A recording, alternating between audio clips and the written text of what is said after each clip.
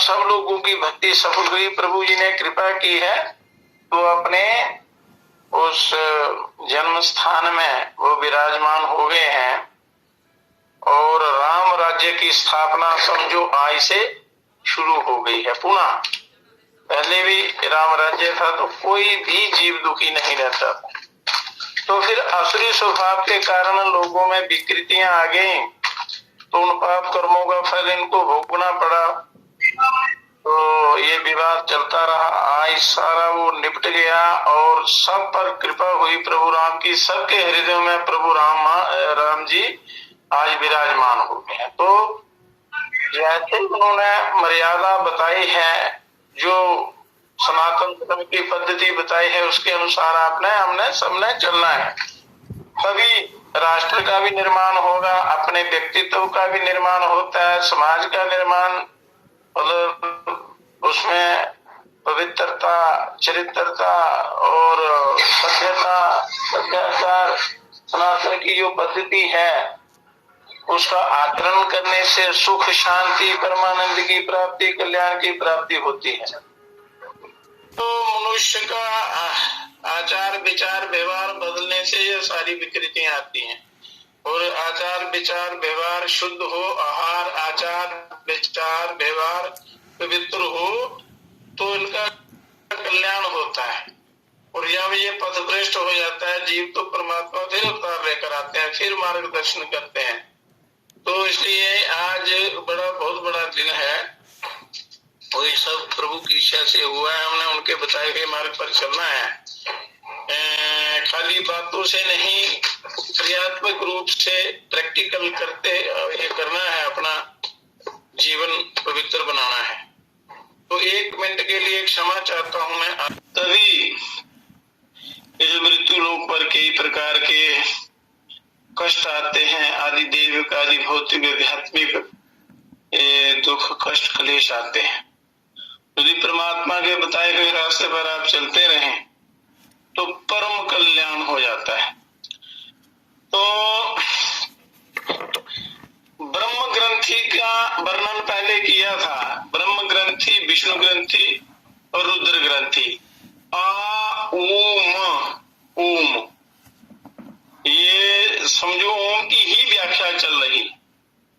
बहुत बड़ा विशाल विस्तृत वर्णन है शास्त्रों में ओम का। ओम परमात्मा का सबसे परम प्रिय जो है नाम है, स्वरूप है ओम। तो इसमें ये सभी आ जाते हैं। ब्रह्म का जो नाम ओम है और ये ओम में ब्रह्मा विष्णु महेश है। तो ब्रह्म ग्रंथि, विष्णु ग्रंथि, रुद्र ग्रंथि, तो ये ओम की साधना से ये सारे खुल जाते हैं। ये खुल जाते हैं, फिर परमात्मा का रास्ता जो है वो मिल जाता है। और कहते हैं कि ब्रह्म ग्रंथि वेद होने से मधु केटवध या आगामी कर्मों का बीज नष्ट हो जाता है और साधक अन्य नित्य नई नई आशा आकांक्षा लेकर कर्म में प्रवृत्त ना हो। कर्म क्षेत्र में रहने से बाध्य होकर कर्म तो किए ही जाएंगे। कर्म क्षेत्र है ये पृथ्वी लोग, तो इसमें कर्मों के किए बिना मनुष्य रह नहीं सकता, वो करने ही पड़ते हैं। तो कर्म करने की जो युक्ति है वो गीता में बताई है बड़े अच्छे ढंग से। बड़ा भगवान ने बड़ी कृपा करके उसका विशाल विस्तृत दिव्य वर्णन किया है उसमें गीता में। पिछले कर्मों का जब चल रहा था प्रसंग, तो कर्म तो किए जाएंगे ही, क्योंकि ना ही कश्चिन खिनमपि जातु तिष्ठत्य कर्म कृत, कि बिना कर्म किए बिना मनुष्य रह नहीं सकता, उसका निर्वाह भी नहीं हो सकता। वो कर्म कैसे करना है, कर्म करने में जो कुशलता है वो योग है। इसलिए योग की जो है ये प्राप्ति कर लेनी चाहिए, साधना करनी चाहिए, क्योंकि जितने अवतार हुए हैं तो उन्होंने भी यहाँ की मर्यादा के अनुसार योग साधना करके ही वो महान बने, लोगों का कल्याण किया उन्होंने। परंतु अब अनासक्त होकर कर्म करने पड़ेंगे। कर्म करने तो पड़ेंगे इस संसार में, पर अनासक्त होकर करने, आसक्ति रहित, फल की इच्छा नहीं रखनी। तो उनकी सफलता और निष्फलता में हर्ष और शोक ना हो। अगर सफलता मिल जाए तो बड़ा अहंकार नहीं होना चाहिए, प्रसन्न नहीं होना चाहिए, और निष्फलता हो, निष्फल हो, कार्य सफल ना हो तो निराश भी नहीं होना चाहिए, सम रहना चाहिए।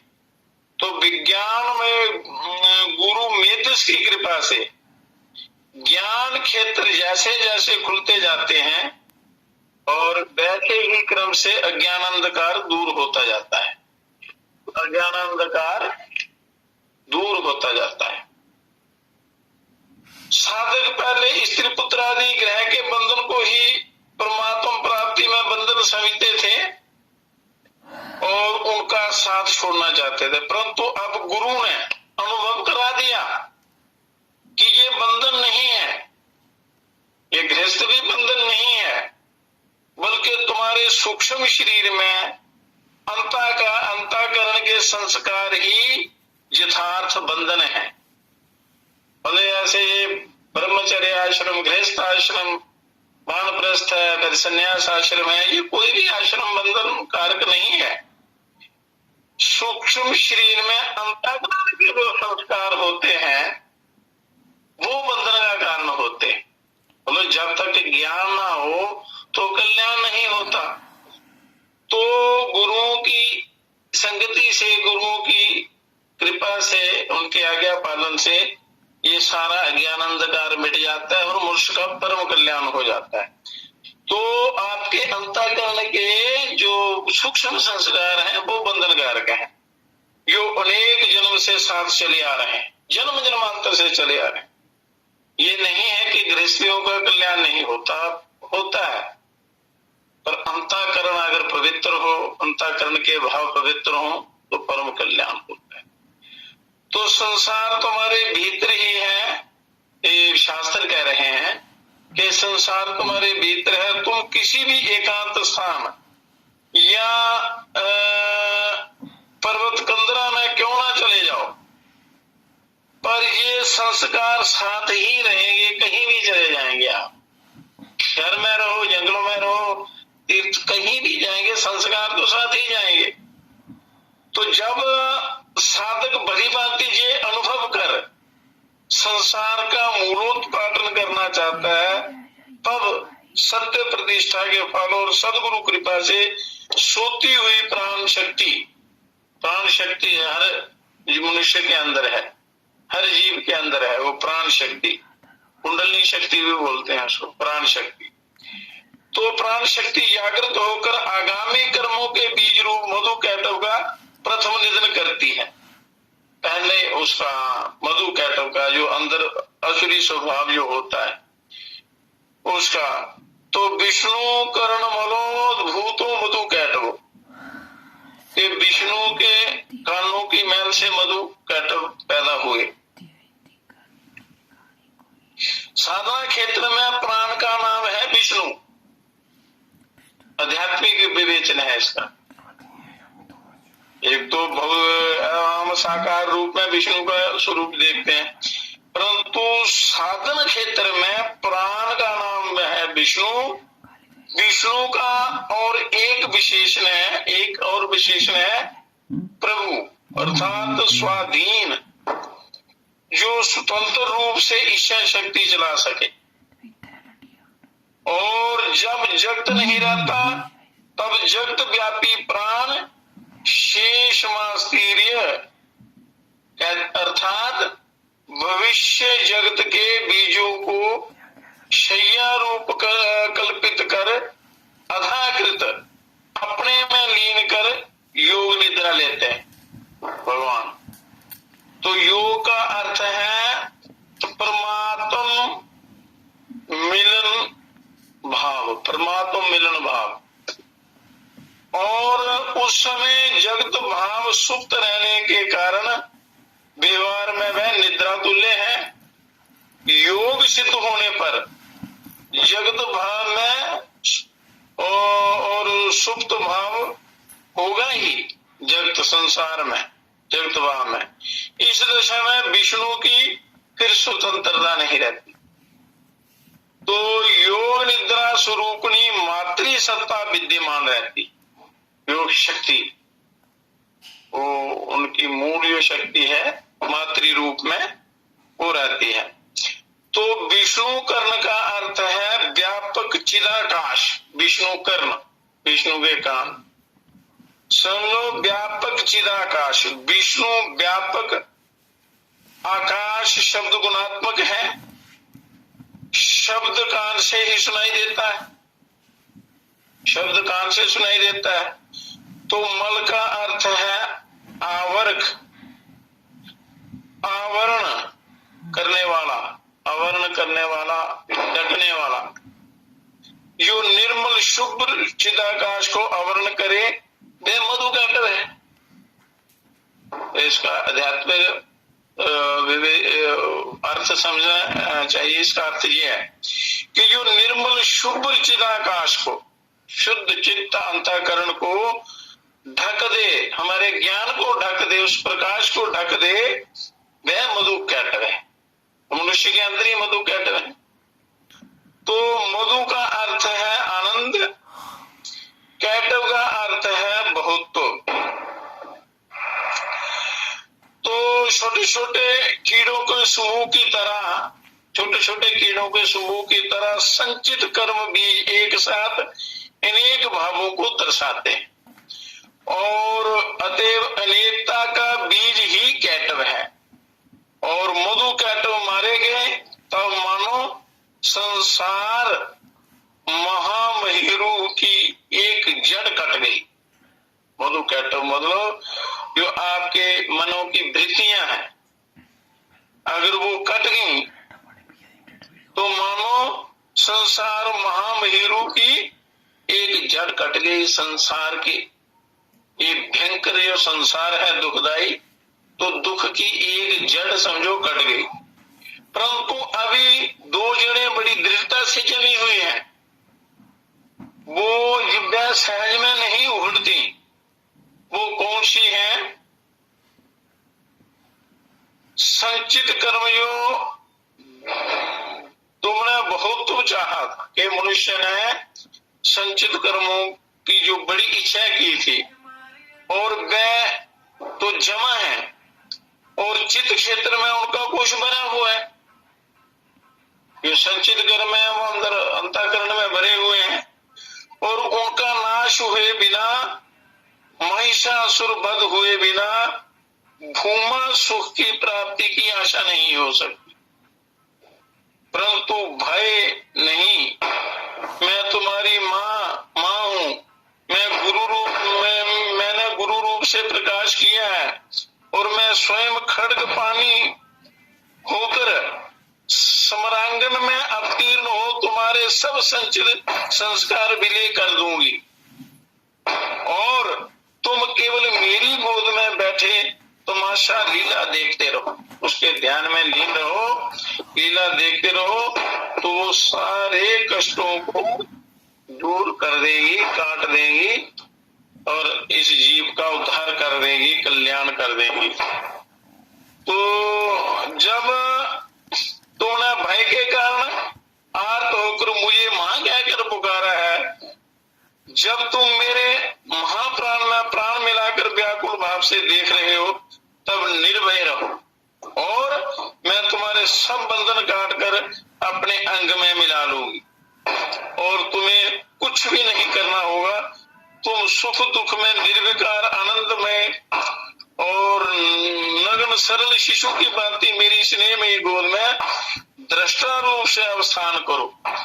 ये साधना काल में मनुष्य को ऐसे भाव रखना चाहिए। साधना के तरह में मधु कैटव और ये महिषासुर इत्यादि आपके अपने अंदर के जो भाव हैं, कर्म हैं, यही हैं। और जब आप साधना करते हैं तो वो प्राण शक्ति ये कल्याण कर देती है, सारा उद्धार कर देती है, आपको इन बंधनों से निकाल कर परम प्रकाशित कर देती है, जीव का उद्धार हो जाता है। और तो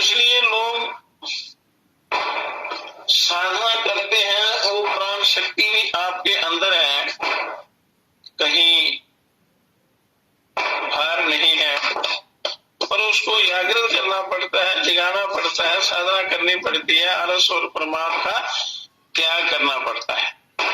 आलस और प्रमाद का त्याग नहीं होगा तो कल्याण नहीं होगा। तो मनुष्य कष्ट अपनी गलतियों से ही पाता है, दुखी होता है। परमात्मा ने अनेक साधन मनुष्य के कल्याण के बनाए हैं और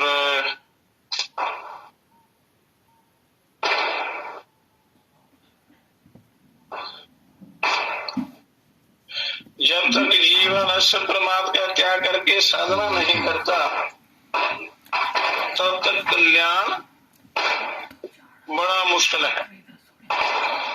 और अनेक जन्मों में अनेक प्रकार के वैध कर्मों के अनुष्ठान, जैसे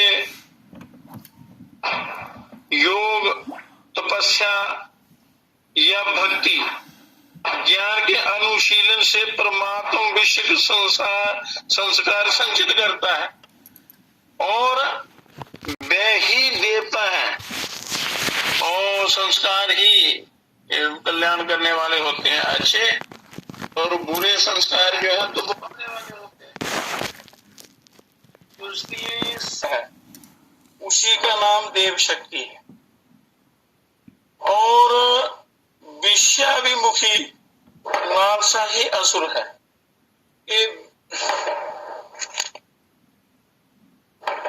विषयाभिमुखी कि विषयों की तरफ जो लालसा होती है वो ही असुरी भाव है। परमात्मा की तरफ जो मनुष्य की भावना होती है, श्रद्धा होती है, भक्ति होती है या जीव उपासना करता है, उसी को देव शक्ति कहते हैं। अथवा गीतोक्त देवासुर संपत्ति को देवासुर समझिए। गीता में जो देवासुर संपत्ति बताई है कि कौन सी संपत्ति का अनुसरण करने से परम कल्याण होता है और किस से अपना पतन होता है, तो ये देवासुर संग्राम, देवताओं का और असुरों का ये संग्राम जीव देह में सदा ही चला करता है, चलता रहता है। इस संसार में जितने भी जैसे महाभारत जितने भी युद्ध हुए हैं ये इस संसार जी शरीर में चलते रहते हैं, हर समय हर पल में। और वह सूक्ष्म और कारण में और स्थूल संग्राम कथा वार्ता में सुना ही होगा, आप लोगों ने सुनते रहते हैं कि अनेक प्रकार की कथाएं। तो तीनों ही सत्य हैं, ये स्थूल, सूक्ष्म और कारण, ये तीनों बिल्कुल सत्य हैं। अस्तु रजोगुण महिषासुर है। महिषासुर कौन है?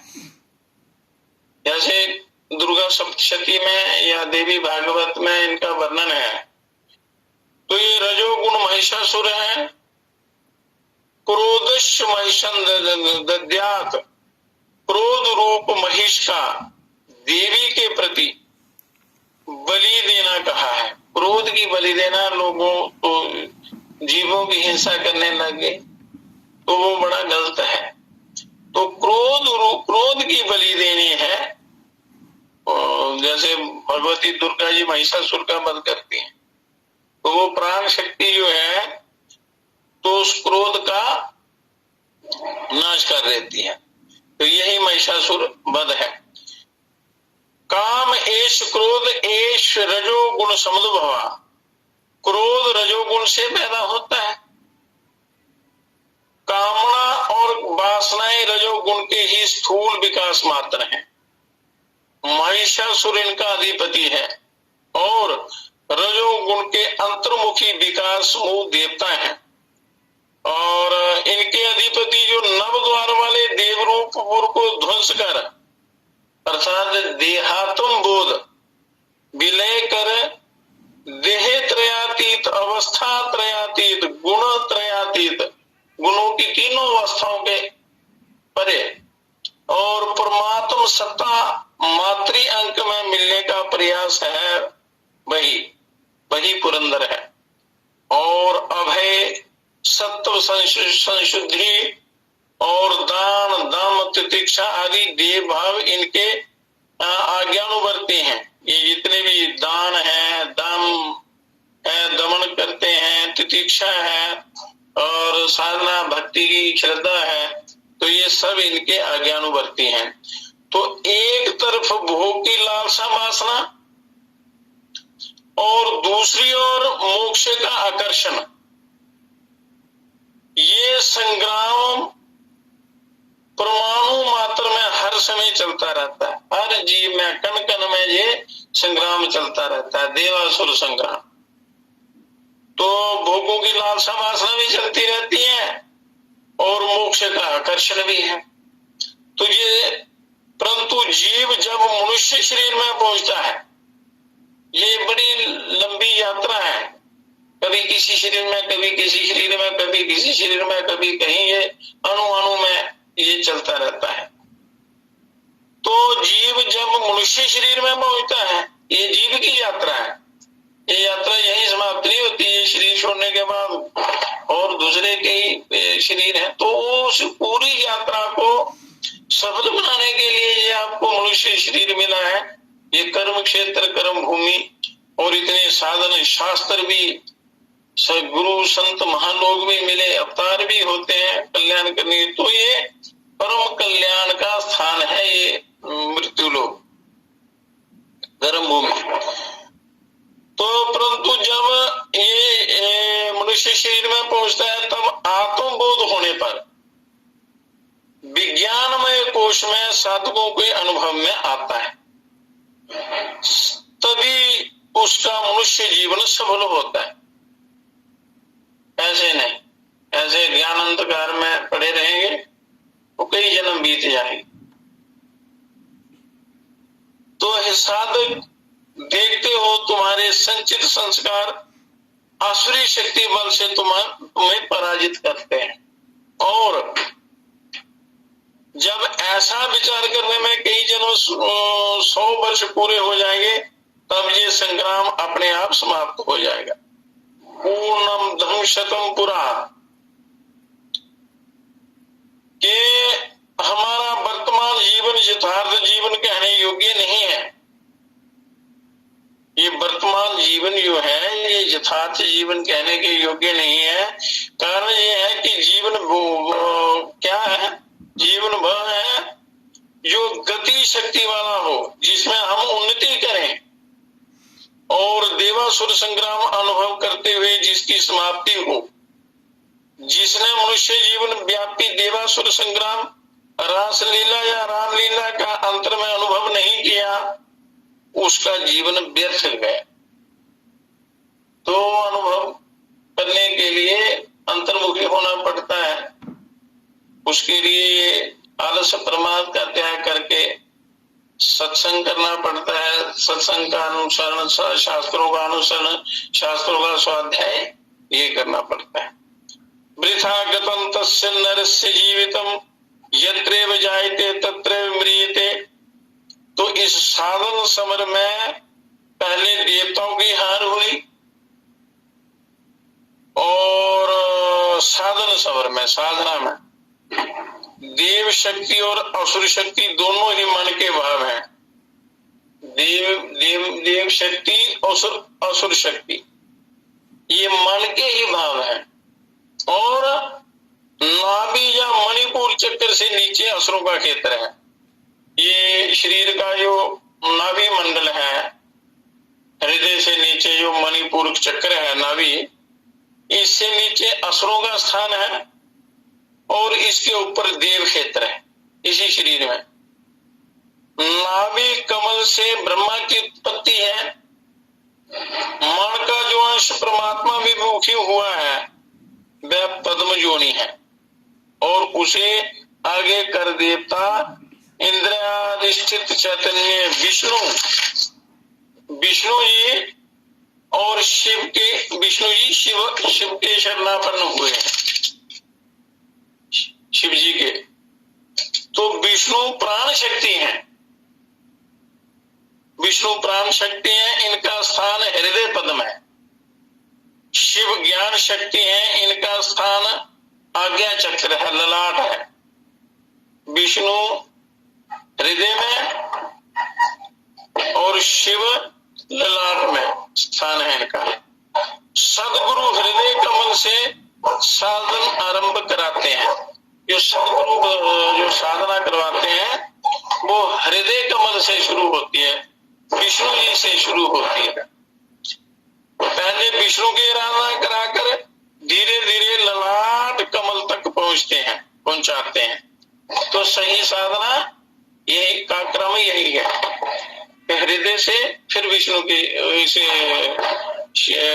आज्ञा चक्र की तरफ चलते हैं। तो जीव का निवास साधना से पूर्व मूलाधार या पृथ्वी चक्र में होता है। जब साधना नहीं करता है मनुष्य, साधना से पहले ये मूलाधार चक्र में रहता है। इसके ऊपर स्वाधिष्ठान जल चक्र है, स्वाधिष्ठान चक्र है, फिर मणिपुर अग्नि चक्र है। इन तीनों के ऊपर हृदय कमल तक बड़ी ऊंची सीढ़ियां हैं। जब ध्यान करेंगे तो इसका अनुभव आपको होगा। समर्थ गुरु शिशु साधक को गोदी में ले अपने हाथ से चौथी सीढ़ी पर बैठा देते हैं। गुरु शक्तिपात करते हैं तो चौथी सीढ़ी तक पहुंचा देते हैं। इसके ऊपर की सीढ़ियां कम ऊंची और चौड़ी हैं, इस कारण उन पर से फिसलने का डर नहीं होता। तो भी सदगुरु अपने चतुर्भुज रूप से साधे या देखते रहते हैं, साधते रहते हैं, देखते रहते हैं, उन पर कृपा करते हैं। तो संतों की दिव्य दृष्टि पहाड़ में भी नहीं रुक सकती। वे एक्सरे से अनेक गुण तीव्र होती है, अनेक गुना तीव्र होती है। संतों की दृष्टि जो होती है एक्सरे अल्ट्रासाउंड इत्यादि से कई गुना ज्यादा होती है। और रेस रक्त मांस के पार तक ही दिखा सकता है। जो रेज होती है, एक्सरे जो है मांस को ही, चमड़ी को भेद कर आगे दिखाता है। हड्डी के अंदर उसकी गति नहीं, हड्डी के अंदर वो गति नहीं।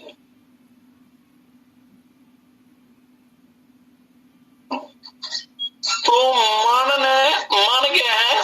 ब्रह्मा ने ये समझ लिया कि प्राण और ज्ञान की सत्ता बिना मेरी सत्ता है ही नहीं है। मन क्या है? ब्रह्मा, प्राण विष्णु और ज्ञान शिव जी। तो ब्रह्मा ने मान लिया कि ज्ञान की सत्ता बिना मेरी सत्ता है ही नहीं, यही शरणागति है। ज्ञान ही शिव ही शरण्य है, और शिव ही शरणागति है। तो जीव जब तक अहंता को जोर से पकड़े रहता है, अहंता को, अहंकार को, तब तक उसका अभिमान से उठवा सिर किसी प्रकार झुकना नहीं चाहता, और ना तब तक शरणागत भाव आता है। और शरणागत भाव नहीं आता जब तक अहंकार रहता है। तो शरणागत हुए या आत्म निवेदन किए बिना साधना का आरंभ और आगे बढ़ना हो ही नहीं सकता। तो इन दोनों को छोड़ना, ये उस अहंकार को छोड़ना पड़ता है और शरणागत होना पड़ता है। तो इंद्रियों की सहायता से जो ज्ञान होता है उसकी पहुंच बुद्धि तक है। इंद्रियों से जो ज्ञान होता है उसकी पहुंच बुद्धि तक है। इससे आगे वैश्विक प्रकाश नहीं है, विषयों का प्रकाश नहीं है, वैश्विक प्रकाश नहीं है, तो दिव्य प्रकाश आ जाता है। तो इसी कारण बुद्ध ज्ञान को लय का देवता कहा जाता है। तो मन मतलब ब्रह्मांड है। मन क्या है? ब्रह्मांड है। आज तक जो जो वृत्तियां होती रही, उन सबको बुद्धि के प्रकाश से प्रकाशित कर प्राण को भेद किया। आज मन ही उसे असुरों का अत्याचार बतला रहा है। तो इधर मधु कैटोवध क्या है? ब्रह्म ग्रंथि वेद। मधु कैटोवध मतलब ब्रह्म ग्रंथि वेद। इसके समय से प्राण विष्णु की, प्राण मतलब विष्णु जी की भी निद्रा भंग हो गई है और ज्ञान शक्ति भी विज्ञान में गुरु रूप से प्रकाश कर रही है। तो हे जीव, अब तुम इधर उधर भटकना छोड़कर अपने अंतःस्थित ज्ञानमय गुरु, ज्ञानमय गुरु चरण की शरण लो। वह साक्षात हरि है, वो साक्षात हरि है। तो त्रिनादपि सुनीचेनम तरोरिभव सहिष्णुना अमना निनामना देनम कीर्तनीय सदा हरि। ऐसे बनकर रोते हुए कहो, हे प्राणमय गुरु, इन असुरों की पीड़ा से बचाइए और ये मुझे आपकी स्मृति तक नहीं पहुंचने देते हैं, जितने भी असुर भाव हैं। दया कर इन संचित कर्मों के विपरीत आकर्षण से रक्षा कीजिए। आप ही मेरे सब कुछ हैं। गतिर्वर्ता प्रभु साक्षी निवासा शरणं सुहृद। मेरी जड़ता दूर कीजिए। जड़ता रहना ही असुरों का अत्याचार है। जो जड़ता रहते हैं मनुष्य के अंदर, वही समझो असुरों का अत्याचार है। जब जड़ता मिट जाती है तो इसका जीव का उद्धार हो जाता है, कल्याण हो जाता है। तो प्राण शक्ति कहती है, देखो जीव, चैतन्य ही तुम्हारा स्वरूप है और तुम्हारी इंद्रियां चैतन्य की ही प्रभा मात्र है। इंद्रियां जो है चैतन्य के ही प्रभा है और तुम्हारी इंद्रियां चैतन्य के अधीन है। जहां चैतन्य है वही अमृत है। किंतु तुम असुरों द्वारा ऐसे कृत सर्वस्व हो रहे हो कि अमृत के रहते हुए भी आनंदामृत की एक बूंद को तरसते हो असुरी स्वभाव के कारण। तो इस असुर के अत्याचार का अनुभव तो करो। सुख ही स्वर्ग है। सूरिज घंज अपने प्राण को ब्रह्म आत्मा मां समझकर, प्राण को ब्रह्म समझकर आत्मा मां समझकर आदर करो। हर पदार्थ को प्राण रूप अनुभव करो, तब तुम्हारे सब अभावों को का रोना सदा के लिए बंद हो जाएगा। परंतु ये सब कुछ होता है अच्छी संगति से, शास्त्रों के स्वाध्याय से, सुनने से, श्रवण से, मनन से, उपासना से होता है। जो राज राजेश्वरी मूर्ति से माँ जो है माता राज राजेश्वरी मूर्ति रूप से हृदय में प्रकाशित होगी और अपने अभिष्ट देवता के दर्शन पाकर तुम धन्य हो सकोगे। अभिष्ट जो आपके इष्ट देवता हैं उनकी प्राप्ति करके तो तुम्हारी विष्णु ग्रंथि खुल जाएगी। तो ब्रह्म ग्रंथि का भी भेदन हुआ, विष्णु ग्रंथि का भी भेदन इस प्रकार होता है। तो इस प्राण को मां समझ लेने से फिर प्राण का पता नहीं पाया जाता। प्राण को मां समझ लेने से प्राण का पता नहीं पाया जाता। तो तुमने तो अपने नव द्वार बंद कर रखे और मां को प्राण भिक्षा देना नहीं चाहते। इसी से तो मां ने गोपाल मूर्ति से वृंदावन में अवतीर्ण होकर माखन मतलब प्राण चोरी की थी। तो माखन मतलब उनमें प्राण शक्ति रहती है माखन में। तो वह वृंदावन क्या है?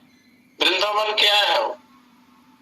बुद्धि क्षेत्र ही वृंदावन है। जो आपकी बुद्धि है, बुद्धि का क्षेत्र है, ये वृंदावन है। इसी स्थान में जीवात्मा परमात्मा का मिलन होता है। साधना क्षेत्र की ये बात कर रहे हैं। तो बुद्धि घेतर वृंदावन है, जीवात्मा परमात्मा का मिलन स्थान है, इसी में रासलीला होती है। रासलीला का लोग मनुष्य अलग अर्थ निकालते हैं, परंतु ये रासलीला दिव्य होती है। यही जीवन मुक्त का आनंद निकेतन है। देखिए, तो रस रूप आत्मा इंद्रिय शक्ति रूपनी गोपियों से परिवेष्टित आराधिता जीव प्रकृति राधा के साथ रसिक शिरोमणि आत्मा रामो अपरिमत श्री कृष्ण आत्मा राम होकर भी रमण करते हैं। शैवों की भाषा में यही कैलाश है। शिव जी जो शैव हैं, ये लोग शिव जी की उपासना करने वाले, यहीं पर विज्ञानमय महेश्वर माहेश्वरी परा प्रकृति के साथ विहार करते हैं और यहीं पर जड़ भाव का अभाव है, केवल चिन्मय है, चिन्मय परमानंदमय शक्ति है। यहीं पर विषय संस्पर्श जन्य आनंद और बहुत्व का अंत होता है। तो एक संत का गान यहाँ उसका वर्णन करते हैं। हमारे वृंदावन और माया कालता नहीं व्यापे, जहाँ रसिक सिर मोर छूट जाए सब असत वासना, मन की दौड़ा दौड़ गोविंद रसिक लखाइयो श्री गुरु अमल अलौकिक ठोर। ये साधक, तुम अपने प्राण को जब तक विश्व प्राण रूप से ना समझ सकोगे तब तक विष्णु ग्रंथि भेद ना होगा। तुम्हारे जीव भावी संस्कार हैं, वह प्राण में अवस्थित हैं और उन्हें तुमने संकीर्ण कर रखा है अज्ञानता की वजह से या कोई अच्छी संगति ना मिलने से। इसी से तुम्हारी विष्णु ग्रंथि प्राण ग्रंथि खुलती नहीं है। विष्णु ग्रंथि मतलब प्राण ग्रंथि, एक मन की ग्रंथि है, एक प्राण की ग्रंथि है। तो परमेश्वरी मां को आत्मा के मुख पर जीवत्व की स्याही लगा कंकालनी बनाकर देह रूप जीर्ण में कुटीर में छिपा रखा है। उससे अपने अभाव अभियोगों का प्रतिकार होता हुआ ना देकर व्यंग वचन कहते हो, हम तुच्छ हैं, हम दीन हैं, हम दरिद्र हैं। परंतु क्या कभी तुमने उस माँ की सूरत पर भी निगाह डाली है? ध्यान साधना की है, सत्संग किया है, कोई अभ्यास किया है, उपासना की है? वह सर्वेश्वरी होकर भी तुम्हारे अभावों को पूर्ण करते करते दरिद्र हो गए, परंतु तुम्हारे अभाव दूर ना हुए। अभाव बढ़ते गए, आशा तृष्णा बढ़ती गई, संसार की भूख बढ़ती गई, दिन दिन बढ़ते ही जा रहे हैं। वह रोती हुई कष्ट सहती हुई तुम्हारा मुंह ताकती है, फिर अपनी दशा विचार कर अकुल प्राण से जो व्यथा सहती है उसका विचार करने से वज्र हृदय भी टुकड़े टुकड़े हुआ जाता होगा कि राज राजेश्वरी की संतान की ये दुर्दशा। तो जीव की उच्छृंखल कामनाएं पूर्ण करते करते माँ आज तुम्हारी भिखारिणी हो रही हो। माँ हे माँ, तुम भिखारिणी हो रही हो, तुमने अपना सर्वस्व दे डाला है, परंतु हम ऐसे कुपुत्र हैं कि तुम्हारी इस दशा का उल्टा तिरस्कार करते हैं। वो हमारा कल्याण चाहते हैं, हम उसके विपरीत आचरण करते हैं, उनका तिरस्कार करते हैं। हम कब मनुष्य होंगे, कब अपने को माँ की संतान समझ सकेंगे और कब अपना संतान होना सफल करेंगे? क्षमा करो माँ, हम अकृतज्ञ अदम शिशु पुत्रों का ये अज्ञानकृत अपराध क्षमा करो, क्षमा करो। तो देवी भागवत में भी लिखा है, भगवती की स्तुति में, कुपुत्रो जाए तो कचिदपि कुमाता न भवति। तो पुत्र को पुत्र हो सकते हैं पर माता को माता नहीं होती। वो तो हर स्थिति में बच्चों का पालन करती है। आज हम लज्जा के मारे कुछ कहने विचारने योग्य नहीं है। इस असुर से बचाओ, ये असुरी भाव जो है। तो हे सुनो जीव, तुम्हारी ये कल्पित भाव दीनता देकर माँ तुम्हें आशीर्वाद नहीं वर देने को तैयार हुई है। उसे ग्रहण करो, तुम्हारे सब अभाव दूर हो जाएंगे। तो ग्रहण करने की भी योग्यता होनी चाहिए, उसके लिए भी साधना होती है, तपस्या होती है, अंतःकरण की पवित्रता होती है। यं लब्ध्वा च परम लाभम नन्यते नाधिकं तथा चस्मिन् स्थितो न दुखेन गुरुणापि विचार्येत।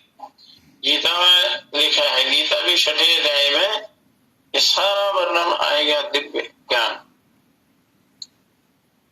तो विक्षेप, आवरण आदि असुरी वृत्तियां प्राण प्रतिष्ठा होने पर प्राणमय हो गई, वेद ज्ञान दूर हो गया, संचित संस्कार दग्ध जीववत हो गए, बीजवत हो गए।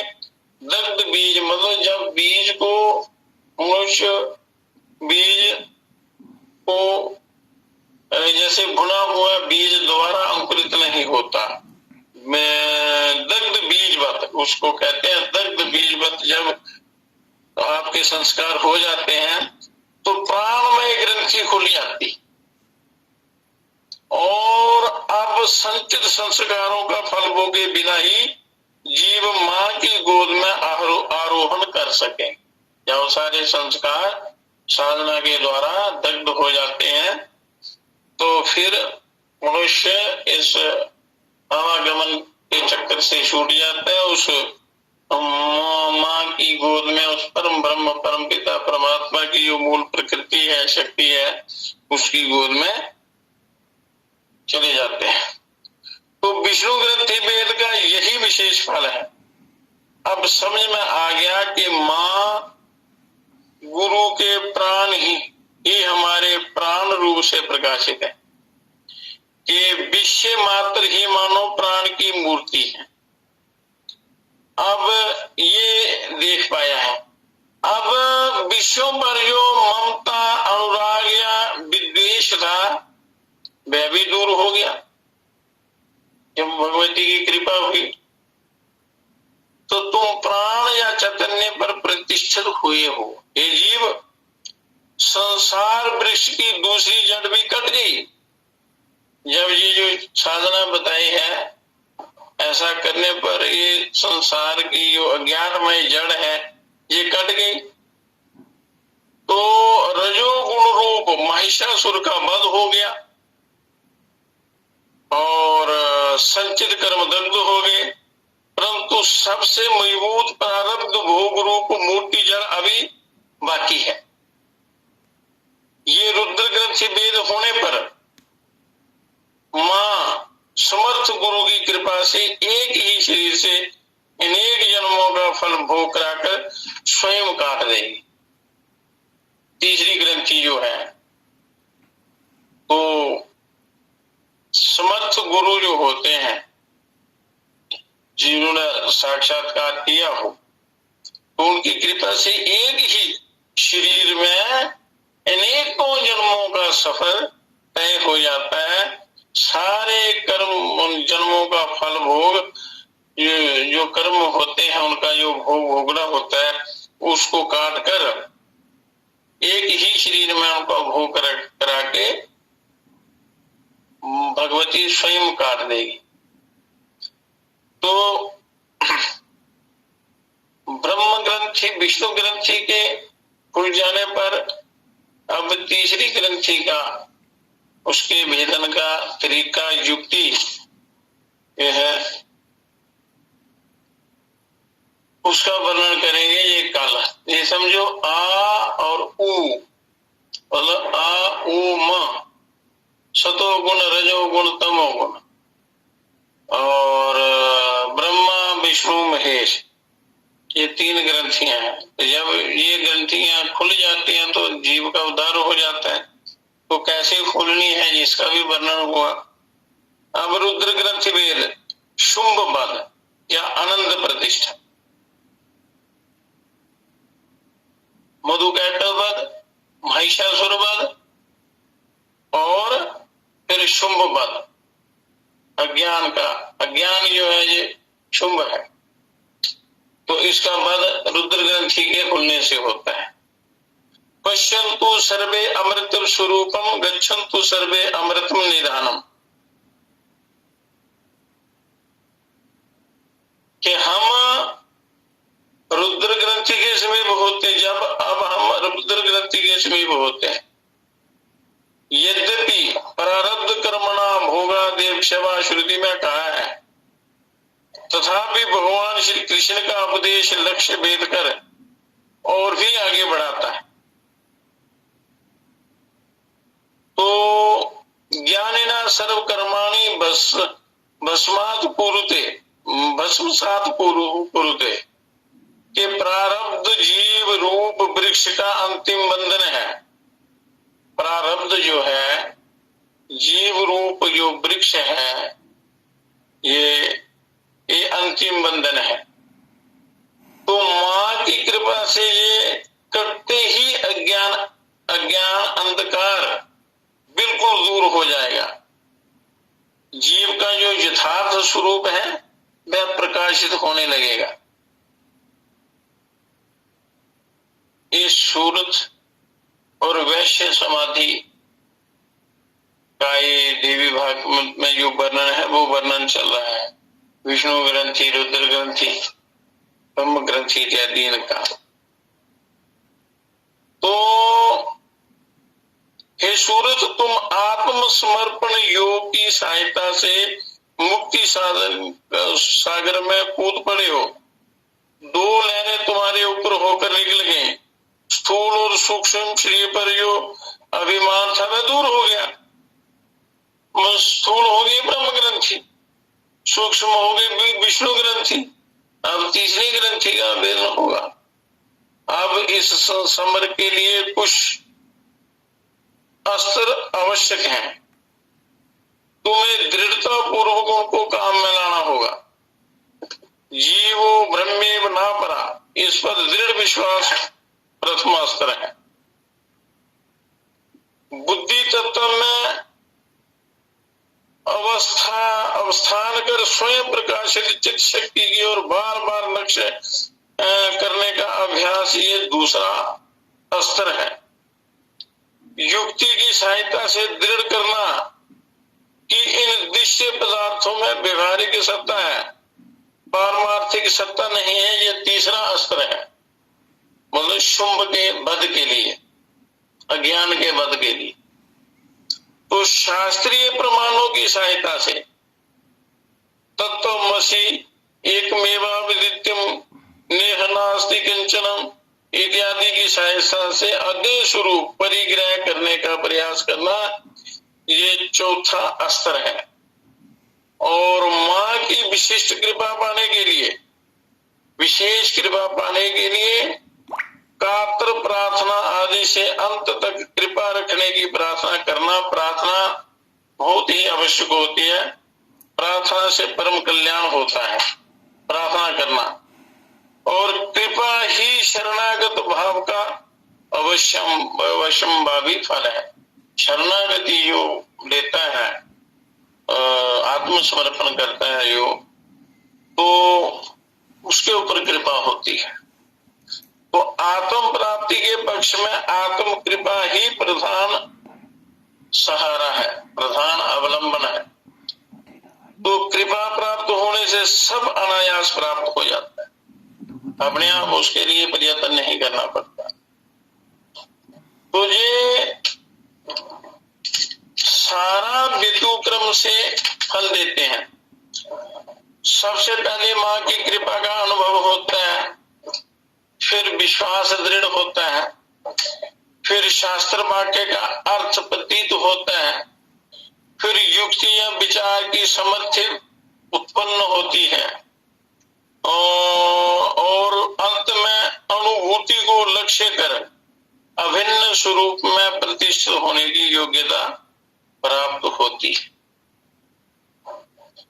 तो ये योग्यता होते ही तीसरी लहर कारण शरीर का अभिमान से दूर हो जाएगा और अभिमान जो है कारण शरीर से दूर हो जाएगा और तुम आनंद में प्रतिष्ठित हो जाओगे और रुद्र ग्रंथि भेद हो जाएगा।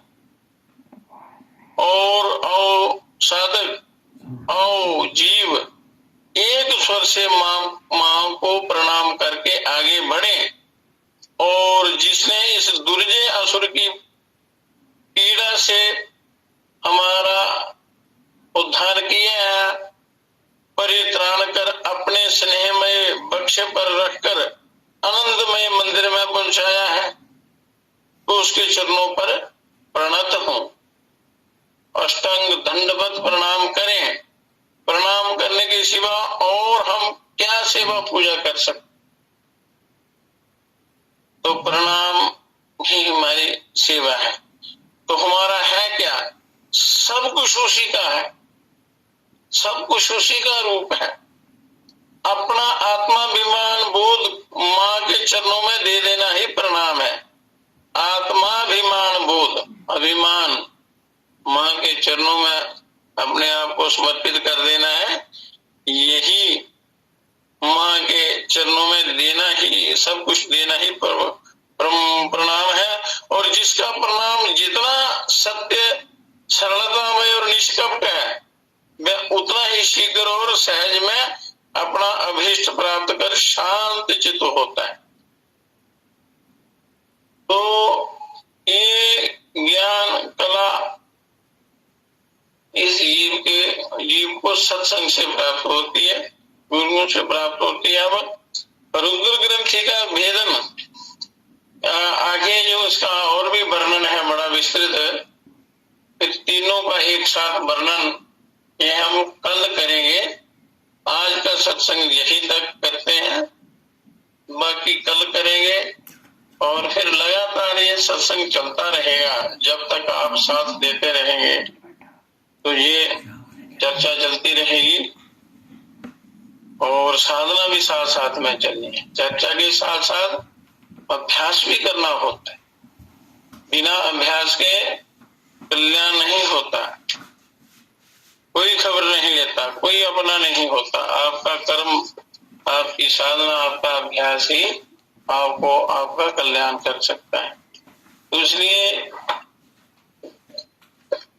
ये जो मनुष्य झूठी माया में फंसा हुआ है, झूठी दौड़ लगा रहा है, जिसके लिए समय, ये शरीर, ये साधन, ये सामग्रियां सब मिली हैं, उसके लिए प्रयास करता ही नहीं है। अज्ञान अंधकार में डूबकर बड़ा अपना अनर्थ कर रहा है। तो इसलिए अपना कल्याण जो है वो इस मनुष्य शरीर में ही हो सकता है और कहीं नहीं। ये जीवन भी ऐसे आलस्य प्रमाद में बिता दिया तो क्या लाभ। तो इसलिए ऐसे बैठे नहीं रहना है, केवल बातें नहीं करनी है, प्रयत्न करना पड़ता है। उससे अपना उद्धार होता है, शरीर भी स्वस्थ रहता है, शरीर रूपी रथ भी जो है। तो साधना के लिए इसकी रक्षा बड़ी जरूरी है। तो जब मनुष्य अपने कर्तव्य में लीन रहता है, आलस्य प्रमाद का त्याग करके, तो अपना सफलता प्राप्त कर सकता है, अपना उद्धार कर सकता है। तो हमें एक पल भी जाया नहीं करना चाहिए। तो इस समाज में जैसे राजा धार्मिक हो या घर का मुखिया धार्मिक हो, तो आगे घर के जितने भी परिवार के सदस्य हैं वो सारे उसी का अनुसरण करते हैं। और जैसे राजा धार्मिक हो तो प्रजा भी धार्मिक होती है, तो फिर उसका इस मृत्युलोक से कल्याण बड़ा जल्दी होता है। अगर राजा विधर्मी हो, पापी हो, तो प्रजा भी पापाचरण करती है, तो सारे डूब जाते हैं। कभी आदि देव आदि भौतिक आध्यात्मिक तीनों प्रकार के कष्ट आ जाते हैं। कभी बारिश, बाढ़, भूकंप आदि से कभी अकाल पड़ जाता है, कभी सूखा पड़ जाता है, कभी ज्यादा बारिश होती है तो ये अनावृष्टि होती है, अतिवृष्टि, अनावृष्टि इत्यादि अनेक प्रकार के दुख क्लेश जो है तीनों प्रकार के सताते रहते हैं। जब तक मनुष्य अपना कर्तव्य कर्म ठीक नहीं करता तब तक ये कष्ट होते ही रहते हैं संसार में। तो जब मनुष्य कर्तव्य परायण होता है तो प्रभु की कृपा करते हैं तो कल्याण हो जाता है। तो इसलिए अपना समय बर्बाद, व्यर्थ की बातों में समय का बर्बाद नहीं करना है। जो भी ज्ञान प्राप्त हो उसका अनुभव करना है, साधना करनी है, उपासना करनी है तो कल्याण होता है। तो हम प्रार्थना करेंगे, प्रार्थना के साथ ही ये सभा की समाप्ति और कल पुनः ठीक 9 बजे शुरू करेंगे। हे परम पिता, हे विश्व पिता, हे राष्ट्र पिता, हे जगदाधार, हे करुणामय दीन दयालो, पूर्ण गुरु, हे अपरंपार, हे महेश अब शीघ्र कृपा कर हमें दीजिए योग विचार, मानवता के प्रेरक बनकर नाथ करे सुखमय संसार। हे परम पिता, हे विश्व पिता, हे राष्ट्र पिता, हे जगदाधार, हे राष्ट्र पिता,